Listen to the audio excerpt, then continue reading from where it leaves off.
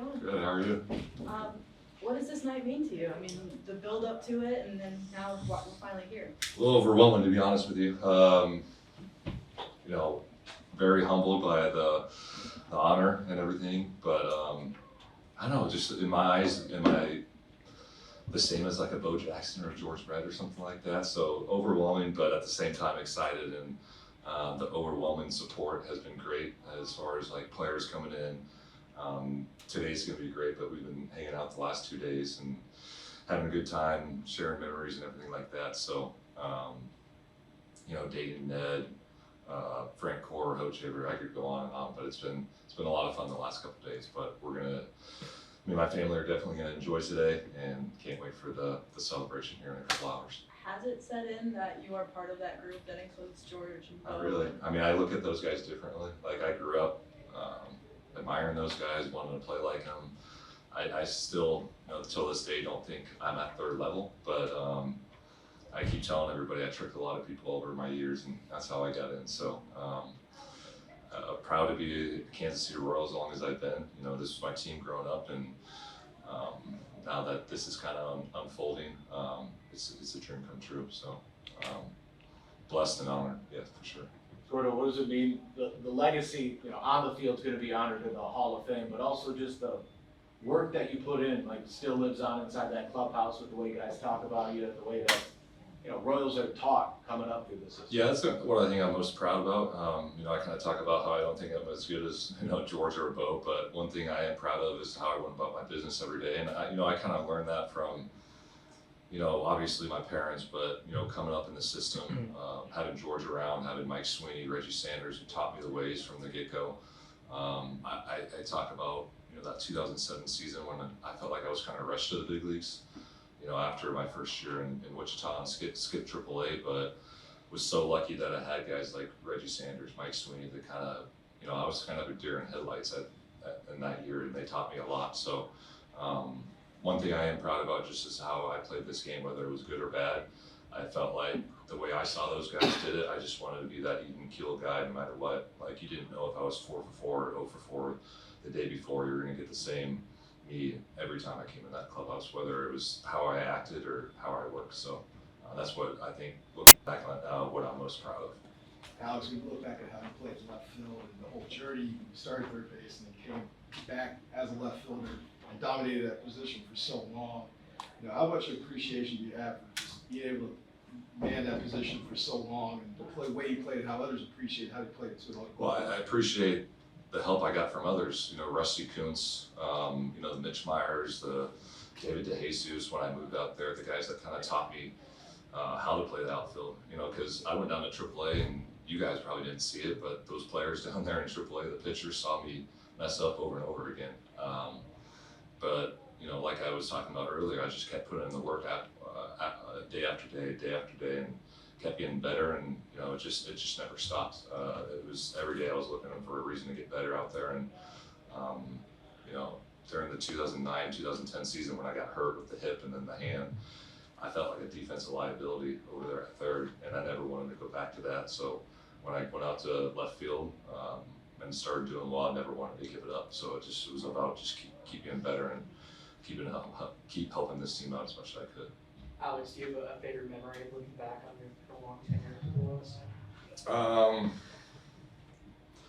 You know, there's obviously the World Series, the 2014 American League Championship, but I look at the memories I have with my teammates and everything. It's not even about, you know, what I did on the field. It's what we did in the clubhouse, what we did on the plane flights, you know, the dinners we had on the road and stuff like that. So obviously all those things are great. The championships are great, but the memories and the friendships I've made over the years is what kind of means the most to me. And, you know, having these guys back, I think there's 8 or 9, 10 guys back, and you know, sharing the memories and stories with them the past 2 days has been just fulfilling.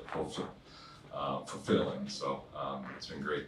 Yeah. Alex, there's been a lot of reminiscing over the course of the season. 10-year anniversary, 15, the gala, Moose's official retirement as a Royal. Have those events helped kind of focus your memories from your time as a Royal, and maybe what the heights of your time here were? I think I just keep apologizing to the players and the coaches in there, like, we're doing this again, so they got to deal with us one more time at least. But it's been a fun month.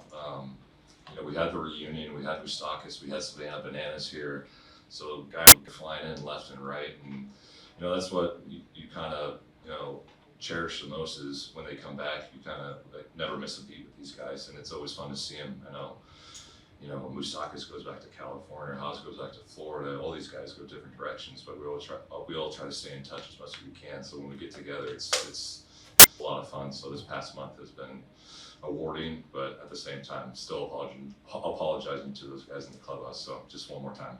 Yeah, Alex, your career can't get much more storybook than growing up rooting for the team that you ended up drafted by, playing for, winning World Series. Is that what do you think about just like from that day, we're rooting for the Royals to today?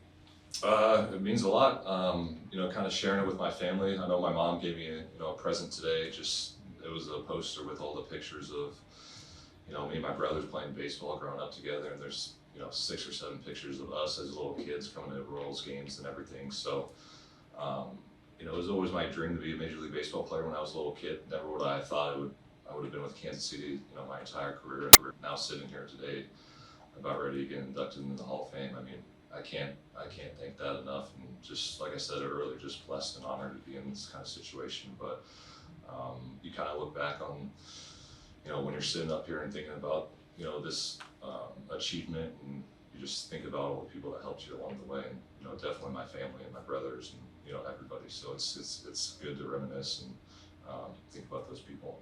You talked about George and Bo and how you looked up to those guys. We talked to Salvi, and he just talked about the impact that you had on his career. Do you realize the impact on the careers of some of the young guys, even young Noah Cameron, who grew up in St. Joe as a pitcher now, and he grew up watching you and idolizing you, just the impact that you've had on some of these guys? I hope so. I talked about it earlier, just learning from the best guys that did it. The Reggie Sanders, Mike Sweeney's, the George Gretzky's, just how they went about their business, and really looking up to those guys, and then at the same time saying, how do I pass this on to the next generation? And you talk about Salvi and Hosmer and Moose and all those guys. I know they were younger than me, but at times I was looking up to them too. I mean, they were great players that went about their business the right way, and I think during those championship runs, that's what was so great. We didn't have just one leader. It was like every guy in that clubhouse was a leader. Salvi was a leader in their own kind of ways. Haas was a leader. I was a leader. So it was just a great mix that we had in that clubhouse. So, it was just a fun time. What does it mean to you for you guys to have the pine tar slash? Oh, I just saw it just now. I mean, it's pretty cool. I mean, I can't tell you, I can't speak on how much it means to me. They didn't have to do that. And I think I heard one of the players kind of had the idea to do that. So that's what it even means more. Trying to play this game the right way, and hopefully people looked up to me and everything like that. But they did it when I retired in 2020. Haas was in San Diego. I think Moose was in Cincinnati. A couple other guys when I retired, and they went out with the pine tar strip. So I know the clubbies hated me every time I did it, but it's kind of cool to see the guys do that. How do they get that off? You gotta ask the clubbies that. They didn't like it. Especially the guys in here, I think, found a system how to get it off pretty quick. But every time I went on the road, those clubbies actually hated me, like in a funny, joking way. But they'd be like, "Oh, we gotta clean Gordan's jersey again." It wasn't like a little bit of pine tar; it was a lot of pine tar. So it was just one of those habits I kind of started to do and kind of stuck with it. What did you frustrate more? Was it the clubbies with that, or the groundskeeper with the holes? 2 feet? Yeah. I mean, I had a lot of annoying and maybe disgusting habits over the years, and I was pretty regimented about my routine. I think people talk about that, but I found things that worked for me, and I kind of stuck with it. So the holes in the grass was one of them, but I made sure I took care of those groundskeeper guys too. So and the clubbies, so it was worth it. When you were drafted, the hope, maybe expectation from some was to end up as a Royals Hall of Famer. A lot of pressure. When, if ever, did that pressure fade away? It was hard, and I talked about it just a little bit. I think I got pushed a little bit too quick, maybe. I got up here after 1 year in the minor leagues, and everyone was looking at me as the next George Brett. And I kind of let those expectations get the best of me. But I think it was injuries and everything like that in 2009, 2010, and making the position change. And I kind of just was going through a lot of struggles. It was a hard time for me during my career, and had a lot of people that I leaned on, and just kind of got to a point where I just wanted to go about my business as long as I gave 100%. Ned was a big component of that. He told me the first day I played for him, he said, as long as you give me 100% in practice and during the games, whatever happens on the field, you're my guy. And I kind of played like that for the rest of my career with him. So he's a big part. He came into my career right when I needed him. And, I kind of owe a lot to my career to him. So I just wanted to give everything I had every day, whether it was practice or on the field, and whatever happened in the game didn't matter. Alex, how was it shooting that promotion in the commercial with Ned and the gang? Yeah, it was. I'm not an actor. I mean, I think you can tell that, but it was a little nerve-wracking with Bo Jackson, George Brett, Mike Sweeney, all those guys looking at me, and I was kind of the eye of the show and everything. But it was fun. There's some clips that they didn't show that we had a good time with and everything. So the Royals did a great job on it. I think I got 100 text messages just from people just saying how cool it was. So kudos to the Royals for putting that together and getting us all together during spring training to do that. But acting is definitely not my forte. Yeah. What was some of your favorite memories being a Husker? Now that the College World Series started today, it kind of takes you back to those years. You're not in school, it's in the summer, you're with your buddies just playing baseball, and your whole goal is obviously to win it all, but to get to the World Series, especially as a Nebraska kid, you grew up watching that, and I was able to get there my junior year, and I'll never forget taking a bus to Omaha, and when we got there, the crowd was just banging on our bus. We kind of felt like rock stars, like in college. So that was one of the coolest moments. And obviously the stadium was filled with red, and we won the first game forever in Nebraska history, and that was cool. But ended up losing to Arizona State. But it was a fun run, and just getting to Omaha was something special. What was it like for you going back to Rosenblatt as a professional and playing? Not there? fun. Yeah, no one wants to go back from the big leagues to AAA. But I mean, I was fortunate enough to go back home and have a lot of support and people that were, cheering me on and everything. And kudos to Dayton Moore for sticking with me. And he could have given up on me, pretty easily during that time, but he didn't. And I wanted to not prove people wrong, but just get back to where I knew I belonged. So nobody wants to go backwards, but sometimes that's life, and you just got to deal with it and keep working and staying positive. And that's what I try to do. Alex, I got a couple more, and then I'll get them out of here. being a kid from Lincoln, Nebraska, and then just having so many Husker fans follow you here throughout your career, just what does that mean to you? And then for them to be able to come to Royals games now and see that you're in the Hall of Fame. Yeah, I mean, driving up today was pretty special. Usually when I come to games now, which is the way it should be, you see the Bobby Witts and the Cagliones and Pascantinos. I mean, my kids got both Bobby Witt jerseys and Pascantinos, and today coming up, I saw a bunch of Gordan jerseys, and I got a bunch of text messages from people, either Nebraska or Kansas City, that they're coming to the game. So today's something special, and it means a lot that all my friends are coming to the games and supporting me and everything. And it's just driving in here today, I could notice it. So it was special.